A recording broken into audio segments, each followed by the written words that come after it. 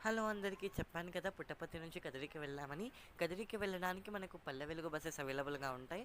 And వెళ్ళే road మాత్రం చాలా బావుంటుంది. హిల్ స్టేషన్‌లో వెళ్తూ ఉంటాము. అండ్ రైడ్‌ని చాలా బాగా ఎంజాయ్ చేస్తాము.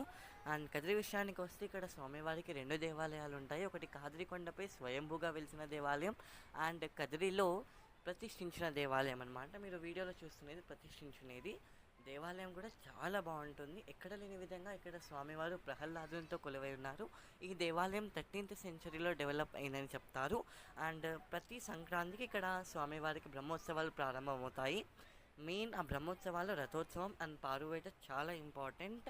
అండ్ కదిరిలో ఈ కదిరికి పేరు ఎలా వచ్చిందంటే ఇక్కడ ఎక్కువ కదిరి చెట్లు ఉండడం వల్ల కదిరి పేరు వచ్చిందని చెప్తారు. అండ్ కొండకి కాదిరికొండ పేరు ఎలా వచ్చిందంటే కా అంటే విష్ణుపాదం, అద్రి అంటే కొండ.